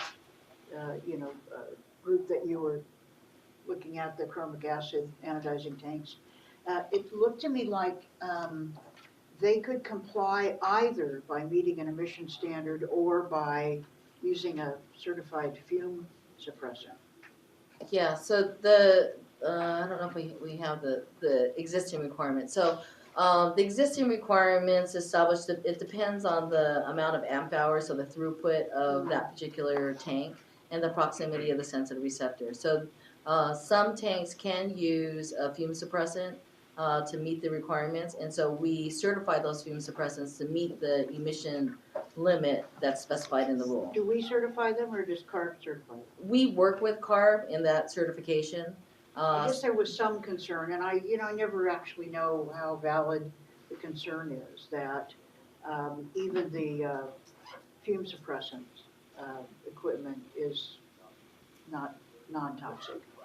So I think I'd want to see, that certification give you Well, I guess real the comfort. question really is, when we certify, are we just looking at its capacity to prevent hexavalent chrome from escaping the tank, or are we actually looking at the toxicity of the fume suppressants? So as part of the certification with CARB, so we help do the source testing part of that, but CARB works, in the umbrella of Cali PA and does send the SCS sheet to OEHA. And so with each of the different certifications, OEHA has a report that discusses the toxicity of the various materials that are in each of the different fume suppressants. So The reports I've seen were pretty scary. Mhm. So, but they don't also line up with the list of certified fume suppressants perfectly. Mhm. Can you get us the list of, I've seen the list of certified fume suppressants, but can you get us the OEHA toxicity assessments for those? Because I'm concerned that what happened was we had the stuff, PFAS, that they were using, and we found that everybody had it when they started doing biomonitoring, and everybody had been exposed to it, so they're trying to get away from it, which is legitimate. But what we don't want to do is obviously start using something that's equally or more toxic as an alternative. So that's a big issue for me, and I assume Supervisor Toole. The other thing is, and again, I sort of imperfectly grasp all of these pieces, but the requirement to do the chromium tank operation in a regulated building, you know, an enclosure, does that only kick in if there's been an incident of noncompliance, No. or is that? So there's two parts to that. So everybody is going to be, anyone that has a tier 1, tier 2, or a chromium electroplating or chromic acid anodizing tank will all have to conduct those operations within a building enclosure. So that building enclosure where you minimize your cross drafts, we're allowing 3% openings for the building envelope. There's like certain criteria for that. The facilities that would need to take that building enclosure and upgrade it to a total enclosure that's is under negative air and vented to pollution controls, that's an on-ramp that's based on non-compliance. So if a non-compliant facility that can't meet the emission limit that they demonstrated through 2 source tests, that they don't meet the collection efficiency, and they couldn't correct it, then that facility will then be subject to the permanent total enclosure under negative air. How does that protect against fugitive emissions? The total enclosure? No. How does relying on a source test to determine compliance protect against the possibility of fugitive emissions in just an enclosed building?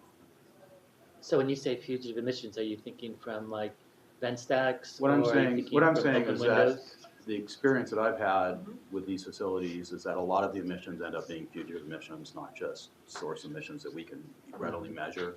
And it has to do with best management practices and how clean the facility is and what they just do to keep hexane and chromium from getting out. What I'm concerned about is that the only way we can get to a total enclosure and negative pressure is if there's a violation, but the only violation we're looking for, if we're not doing the ambient monitoring that the community has asked for, is the source test violations, and thereby we're not getting at what may be a big fugitive emission issue. But we are looking at the fugitive emissions. We're trying to separate out the specific monitoring, and as Susan said, we'll be coming back on the community monitoring aspect, because we'll be able to get to that through 617 as well as what we're doing in the rural aspect. Let me just add to what Wayne said. I think I understand what you're saying is that we're focusing on the point sources in terms of their issues, and so how does that relate to fugitive emissions? So if you do not have good collection efficiency and your emissions are not getting to your control device, that's a problem. We know that there's going to be those are the tanks that are the highest chrome emission potential, and so we know that there's a fugitive source there. And then we know that if someone is not properly maintaining and they're not meeting the emission limit of the point source control, there's a problem there in terms of another source of fugitive. So we're sort of trying to focus on those high emitting tanks and the pollution controls and the efficacy and the ability of those controls. So we feel like if you're not doing a good job on your point source, then we know that there's a lot of fugitives that are coming out. Well, I don't know. I mean, this goes all the way back to the issues that we were having in Barrio Logan with master plating, 15 years ago or whatever it was, that it wasn't a point source issue. It was a fugitive emissions issue. And there have been other examples of that, in fact, not even with chrome platers, but with lead smelters. So I'm concerned that the approach that we're taking to determine whether or not negative pressure total enclosure is necessary might not be capturing all the emissions that we need to make that determination. So I'll let you guys dwell on it. I know we're over, and there's people who want to testify. Well, I think we have sufficient doubts. It isn't that we haven't done a good job in trying to, there's this piece of the source and we'll do this, and there's this piece of the source and we'll do this, and, to try to do it. But I think the problem, just like at Hickson, you do everything and then suddenly you're still having, emissions from somewhere. Right. So I think we have to, be as tough as we can, and I guess really explore what our real options are about this. I think part of what we're doing too is that we're looking specifically at the sources, but we're also looking at other sources that heretofore we haven't looked at. So we're looking at different actions that we believe are contributing to some of the ambient excrement we're seeing that may not be attributable to the source-specific facilities that we're looking at. And that's where we're doing studies with CSER, we're doing studies with sidewalk cutting, where we're looking at heat and cement, we're looking at other type of facilities. And I think those are the kind of issues where the fugitive aspects are going to be much more dominant. And that's, again, where I think the community monitoring that will be required under 617, the additional monitoring that we're talking about under 1480, will capture that.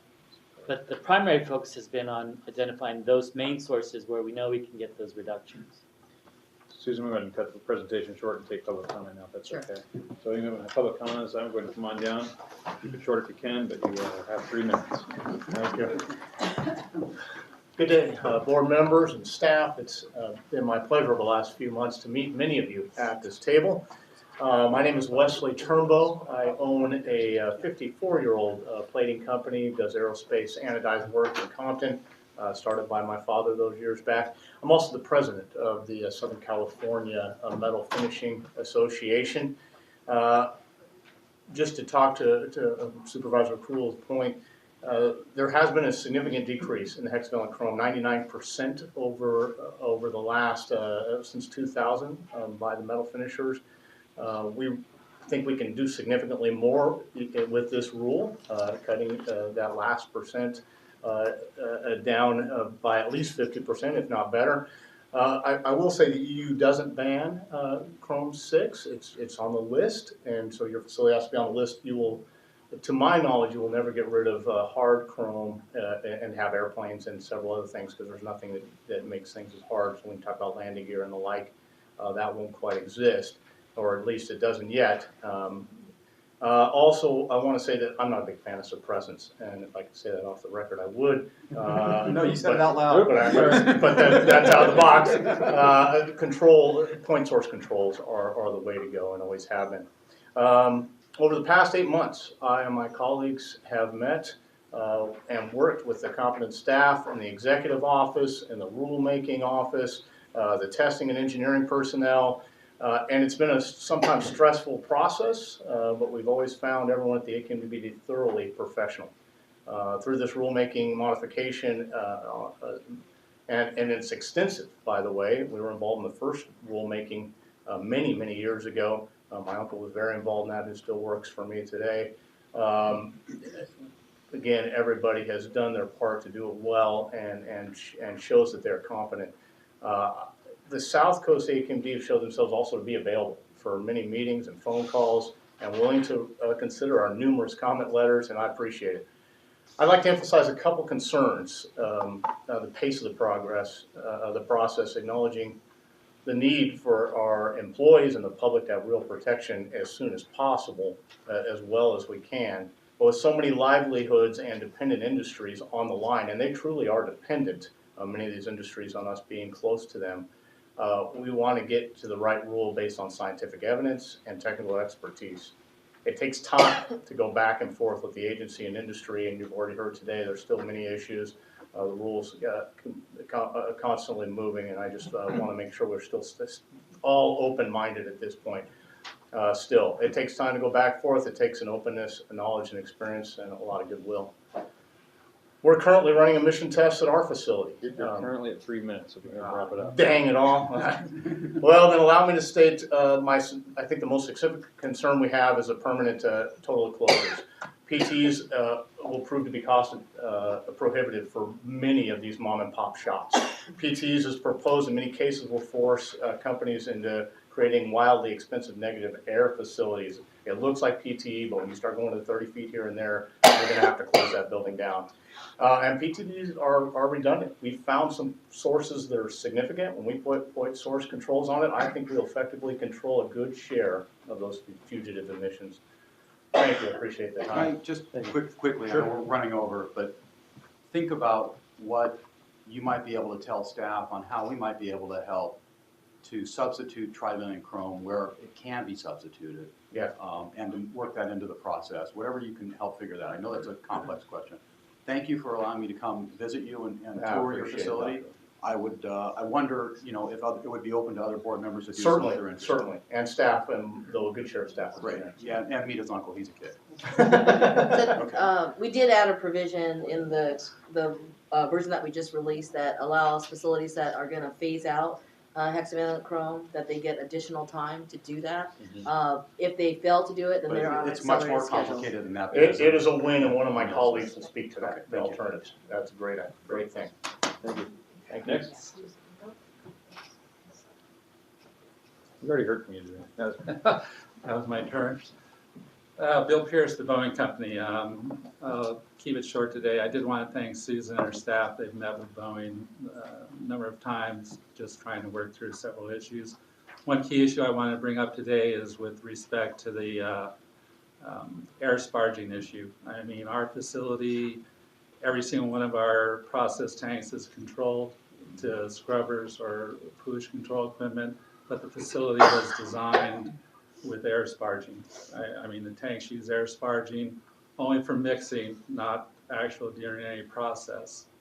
But we've had our tank line engineering firm in looking at it. I mean, they've said it looks like we cannot use like an adductor type system in our current setup. It would have to be placed outside, and based on what we're seeing, it would mean even having to replace the entire berm, concrete berm that surrounds our process tanks. So it's a significant issue for us right now, trying to understand this. And I think we mentioned to staff about, I mean, tanks that are already controlled, whether that requirement makes sense. Right, so that's why we added a new requirement we revised the requirement for sparging. So as long as it's controlled, it goes to pollution control. Okay, so we haven't seen that. Yeah, it was released today. As of today, it's a non-issue. You're Yeah. just not up on the times there, Bill. Come on, Bill. Keep up. So, and then the other issue I'll just bring up, I mean, we're still working, we're just trying to understand a couple of the parametric monitoring requirements. Not that we're opposed to them, but we're just trying to make sure that they make sense. And again, we have an engineering firm coming in to take a look at our line and see how those would work for our particular application. So, thank you. Thank you. Good afternoon, everyone. Brian Leiker, Executive Director of Metal Finishing Association of Southern California. I also have a family business, K&L, been in business for 68 years, processing aerospace, military, and medical parts. I'd like to thank everyone today. Start a couple points on the science.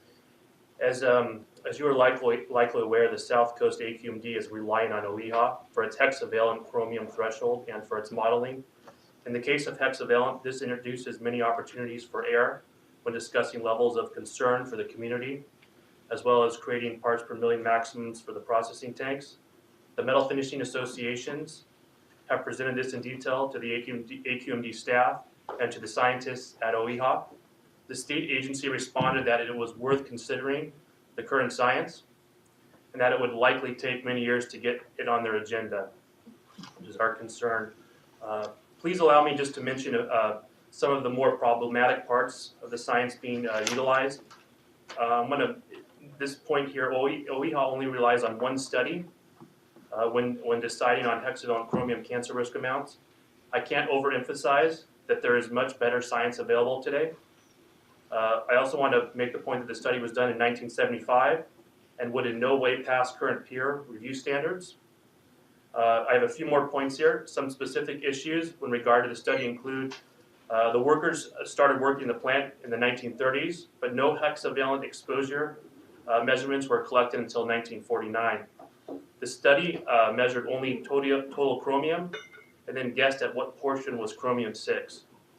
The model chosen was to estimate risk. It's called the crude model and does not account for competing causes of death.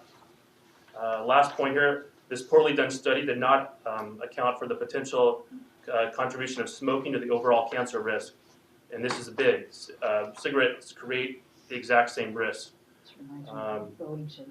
My closing point here, all this leads to very bad science and then to the health risk hexavalent maximum amount that is nearly the same as background levels. Several current hexavalent studies have been done by various scientists, and they actually measure hexavalent chromium, and all of them conclude with a lower cancer risk, sometimes much lower at the given amounts. We must use good science at every agency level, and we must wield it correctly. Today, my message is I urge you to take the time to review the science, and some of my colleagues might have a few more points on this, but I appreciate the opportunity to speak, and thank you. Thank you. Next. Mr. Chair, I have to excuse myself because I have another meeting that I have to go to. Okay. I would just encourage staff to think hard about the use of hexavalent chromium for decorative plating and for working with the military and the primes and everybody along the line on finding alternatives to hexavalent chromium use for where it can be. I understand that there are needs where it needs to be used, but to the extent that we can find alternatives, then we have less of an hexavalent chromium issue. Anyway, thank you. I concur, although we could also encourage less smoking. Yes. I agree with you on that one, Supervisor. Next It up. doesn't help first fires. That's I'm Brian Ward. I'm engineer at AAA Plating. I'm also a member of the Metal Finishing Association. I want to appreciate your time on this. I'll try to make it very quick. Staff has been extremely open and cooperative, and we've worked with them extensively, and we really appreciate that. We understand that hexchrome is a chronic exposure issue. We've known that for a long time. We've worked with that for quite a long time. We don't have in the industry the thing like you have in like the coal mining industry, where you have black lung, where it's just a known thing that happens to people that are exposed to this. We don't have a plater's lung kind of a problem, and these people are exposed to many hundreds of times the concentrations that we're talking about for many hours a day, and for long, long careers. So that's one of our concerns. And we understand that this issue got sort of raised because of sampling. We understand that it's initially it's a big deal for, like, sodium dichromate was one that just sort of flew under everybody's radar. It was not electrified. It wasn't a concern. And so now it's one that everybody's looking at. We're capturing it. We're covering it. We're doing all of those things. We're looking at it very hard. We believe that source controls on these kinds of tanks remove the majority of the remaining chrome-6 emissions instead of doing sort of total enclosure kinds of alternatives. And we are looking at other, say, trivalent or non-chrome alternatives to all of these things. We're working with the primes, the Lockheeds, the Boeings, the Northrops, the Bombardiers, and all those, and we have them. And staff has been very cooperative in trying to say, okay, how do we rule this so there isn't an indefinite period that you're just allowing? The problem is that the primes don't, they don't have sort of a, yeah, we'll give it to you in 1 year. They have to go through, since it's on so many different planes and so many different products, they have to sort of check it off and say, okay, all of the requirements for this product, this alternative will meet. And they have to go through this in their whole product line, and it's a big deal. So they're just huge. Right now we're looking at probably 18 months after testing before we can get sort of an approval to go ahead and run the alternative. We drop it in right now and eliminate hexchrome from a lot of facilities if we could, but it's not approved. So that's the thing, and we're working with the primes. We're trying to get them involved, so everything's sort of moving in that direction. The other thing is like source testing. Source testing is last time we priced it out was $30,000 per full source test. Yeah, and that you're doing that every 3 years on every single source that you have. It starts getting very, very prohibitive. It's a huge cost. Total enclosures. $250,000 minimum to totally enclose your building. Go ahead and wrap it up with 3 minutes. Thank you. And lastly, I wanted to talk to you about freeboard. We were looking at the documentation that they were presenting, and we sort of said they're saying 8 minimum. We're looking at the documentation, and it says actually 8 maximum. so no more than 8. And so it's a distinction that we're trying to work with them to try to figure out is, are we misinterpreting it? Is it being misinterpreted by engineering or something like that? So with that, that's what I have. Thank you. Thank you. Thank you. Next.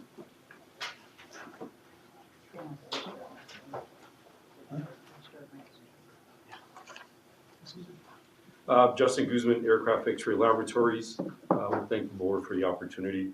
A little bit about myself. I actually grew up in Compton, next to, a few doors down from one of the points that we're testing now, you're testing now. I've been working at a plating facility for 30 years. With that said, the aerospace industry, we're 148,000 jobs, $11 billion of payroll a year. We stand to lose that if the inspection and metal processing goes away. The primes will definitely follow.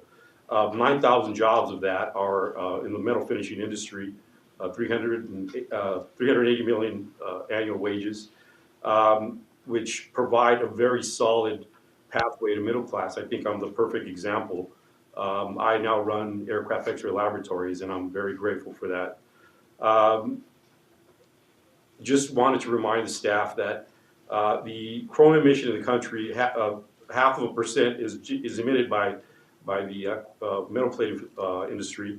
And going back to what Brian was just mentioning, if we could just control the sodium dichromate, we're pretty confident, without a doubt, that we can control another 0.5% of that. Very proud of what I do. Every time that anybody flies, remember that we have our hand in that, keeping everybody safe in the air. So just wanted to mention that. Thank you for the opportunity. Thank you.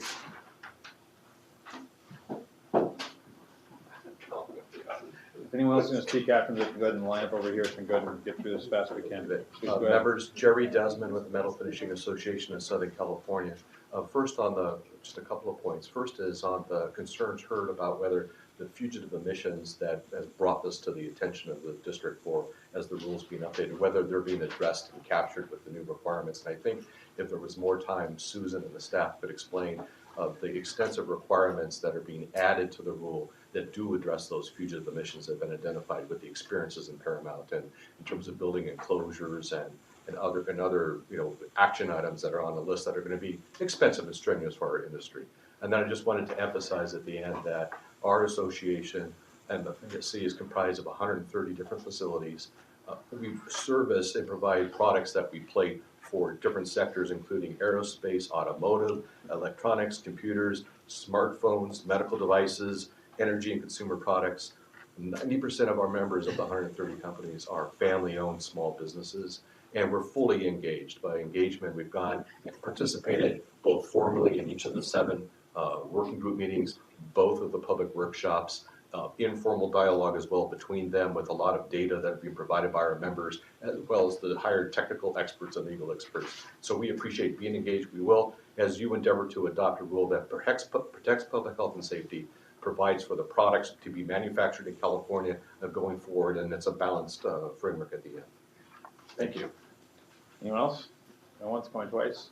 Thank you. All right, any other board member comments on this item? I'm wondering whether it would be useful to bring this back at our December I was stationary planning source on it. meeting. Yeah, so and then we moved the hearing date from January to February, so to give us additional time. And then I was planning on coming back in January before the February hearing. Great, okay, sounds good. Great. Do you have anything else? We have 2 receiving files as well. Yeah, so we have 2 written reports, item 5 and 6, receiving file. Any other business by the board members? Hearing any other public comments on items not on the agenda? Thank you. All right, with that, we'll retire our meeting.